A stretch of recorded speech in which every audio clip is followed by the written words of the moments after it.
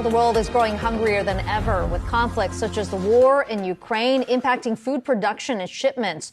Climate shock is ravaging crops, and the economic consequences of COVID-19 leaving many populations vulnerable, especially in some of the world's poorest countries. While food commodity prices have declined recently, they are expected to remain high into 2023. Let's bring in the chief economist of the World Food Program. We've got Arif Husain joining us from Rome today. Arif, it's certainly good to talk to you. An important topic here, and I know you've been at this for a very long time, but it feels like there have been so many factors that have lined up all at the same time. The Russia-Ukraine war, we've talked about energy prices, and then, of course, the climate shocks that have really been underlying all of it. What are you seeing from a top-down view? Hi, Akiko. Thanks for having me. I think it's the story keeps on getting, from bad to worse kind of thing. Just to put that in perspective, I mean, pre-COVID, we were talking about 135 million people in hunger crises or worse situations. That number went up to 276 million thanks to COVID. And today, with the combination of COVID and Ukraine, we are looking at 345 million people. This is out of these 345 million people in about 80 plus countries, there are about 50 million people who are like a step away from famine. We call them in hunger emergencies. And there are about close to 1 million people who are in fact in famine type situations. So this situation is quite terrible. You mentioned the 345 million number. How much of that has been elevated as a result of what's been playing out in Russia, Ukraine? Obviously, when we talk about inflation overall, I mean, a lot of that has been driven by that. Energy, a big one, but also we're talking about a big grain exporter, and they're a key exporter, especially to developing countries. Yeah.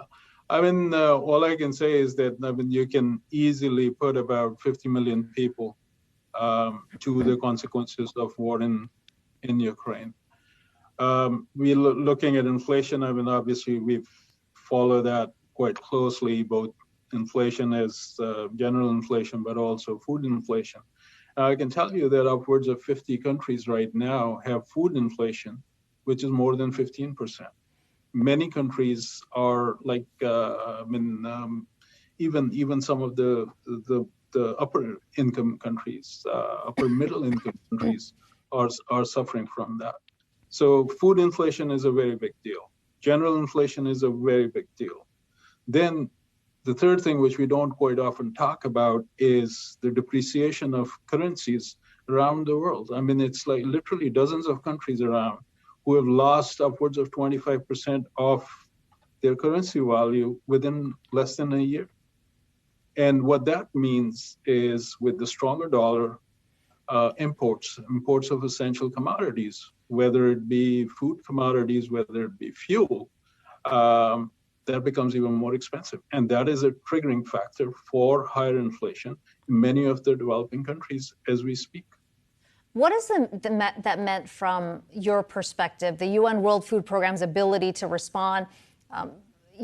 As you said, this is an issue you were dealing with even before COVID, but you get a sudden uptick. Are you able to respond to every one of these situations?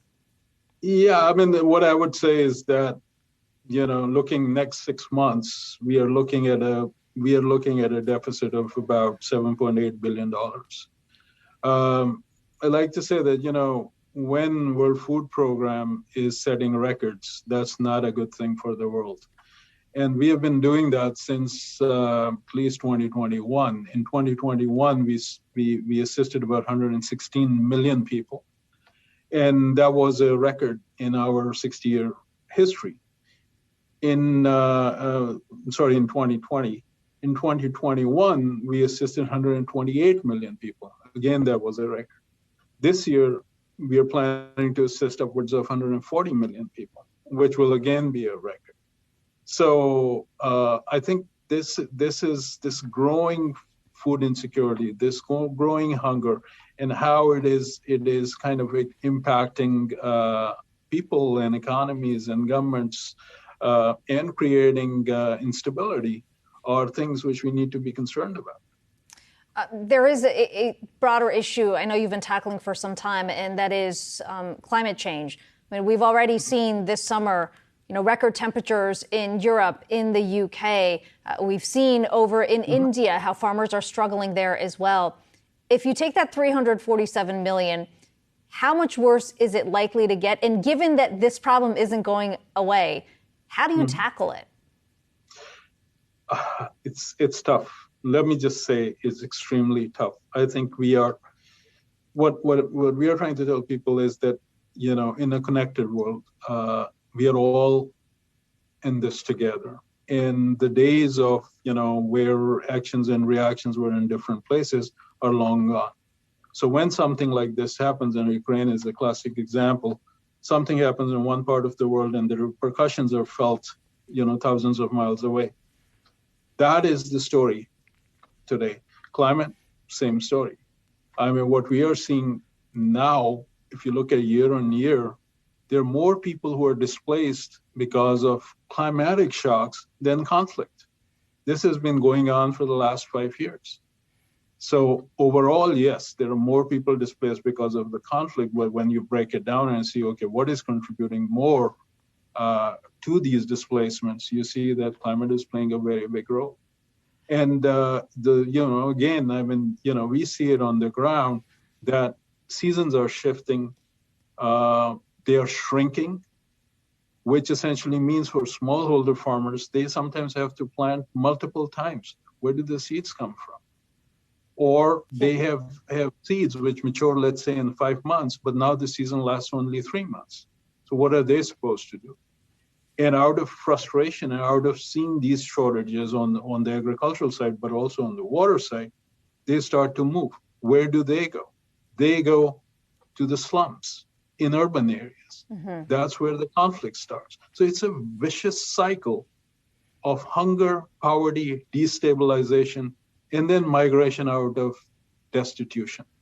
Arif, really quickly, if we can bring it back to where we are right now in the U.S., obviously, I wonder how people should be thinking about what you just talked about. I mean, what are the trade-offs that are waiting on the other end in terms of the food that comes through, the food that we have come to accept to be accessible? I mean, are there real trade-offs waiting on the other side? Well, one thing I think we need to really appreciate is that, President Biden, in the big Ukraine bill for the $40 billion, which passed, there was $5 billion for global food security. I think we also need to see that, right now, the environment is becoming, governments are taking environment seriously. What we need similar actions from, governments who are doing that already, and thanks to their taxpayers, including the United States. But many else can do more. So on one side, we need to make sure that we do have enough resources to take care of these problems while they're occurring and not wait till they become your problem.